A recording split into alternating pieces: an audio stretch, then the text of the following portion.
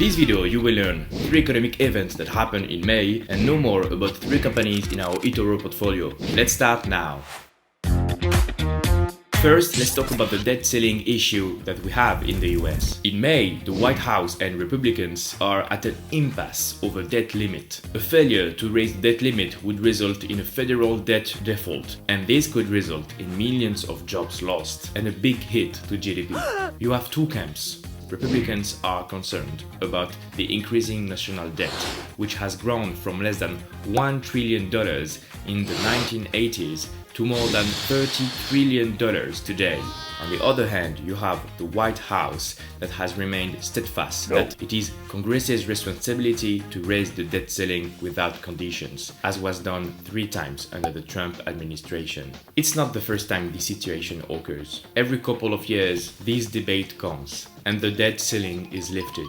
Both parties want to make the opposite party look bad, and they blame each other. The solution that has been in the news recently is that the debt ceiling will be lifted for 2 years. So they will delay the problem until 2025. And they did a small cut to the spending. You have to remember that the debt limit was suspending for long periods between 2013 and 2020. 7 times since 2013. They delayed this problem when the pandemic happened, and now they have another problem, so they delay it again. It seems like they can do that for many years, and the US government will not go bankrupt. Another event in May is the potential new bull market. Stock indices in the US are slowly leaving bear market territory and going higher. The Nasdaq has gone up 25% from its lows, which means we officially entered a new bull market.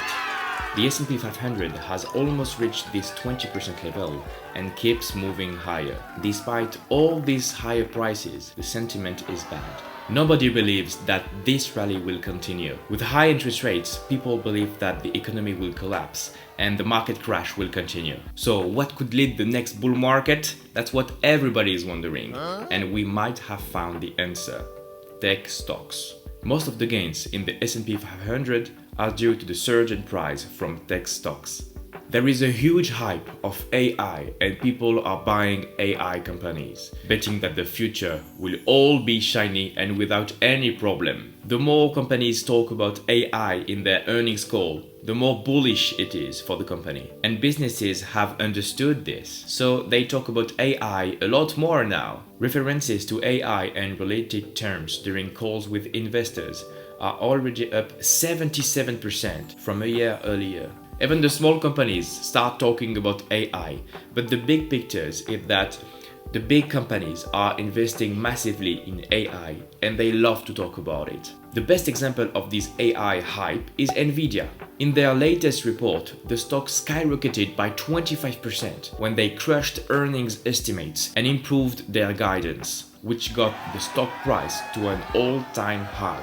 My question is, even though Nvidia is a wonderful business, what price are you willing to pay for this company? Now Nvidia trades at more than 30 times revenue, more than 200 times earnings, what I consider to be overvalued by a lot.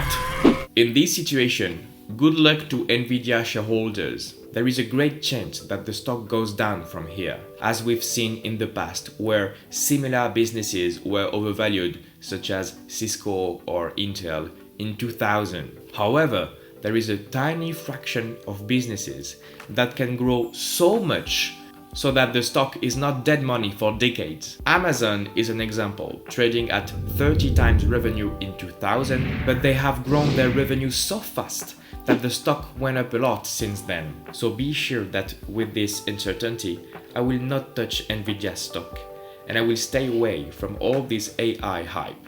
The stocks we own in our portfolio are cheap, and most of them are old school businesses. Let's dive into the reports of some of them. First, let's talk about Occidental Petroleum. They posted quite bad earnings with a double miss. A decline in near-term commodity prices resulted in weak financial results. And also, they had one-time issues with their production. But at the same time, they improved their guidance for 2023. So they see a bright future for the rest of the year. The long-term thesis of the stock improved a little bit. The company did a buyback of more than $700 million accounting for 25% of its $3 billion buyback program. In the Berkshire Hathaway annual meeting that took place a few weeks ago, Buffett said he still liked the business and is confident in Oxy's management. We also learned that Warren Buffett continues to buy Oxy at $57 per share. So if God Buffett likes it, I'm not worried. Now let's talk about the report of Williams Sonoma, our second largest position. The results were in line with expectations. Nothing fancy, nothing surprising, but still okay results. Revenue and earnings are down, but brand revenue is still 46% higher than before the pandemic, in the middle of what everyone is describing as a housing collapse. In terms of guidance, they think they will level off during 2023. I see this as a good sign. The company has an experience of delivering in tough times and uses its cash in a smart way. In the latest quarter, all the operating cash flows went into returns to shareholders. They bought back 300 million of shares, so 4% of the total number of shares, and they paid a dividend. So they are getting big on buyback with a PE of 8, so the stock is very cheap, and all of this without any debt. So what's not to like? Finally, let's talk about Alibaba. They reported mixed results. Revenue is up 2% and adjusted earnings per share are up roughly 30%. And we can see a big focus on profitability. Almost every cost they have has gone down. That's great news for margins and earnings. What is also good is their free cash flow generation. In a whole year, Alibaba generated $25 billion of free cash flow. The market cap of Alibaba is now roughly $200 billion. So there is a price to free cash flow of roughly 8, 9, which is really cheap. Overall, the business sees a slow recovery in China as the COVID restrictions are gone and the Chinese consumption is slowly going back to normal. We will see how it goes and I will keep you informed. In terms of performance, our portfolio has been fairly flat in May. I like the allocation of our portfolio. Our top 3 positions are trading at a cheap price and all their cash flow are going into buybacks.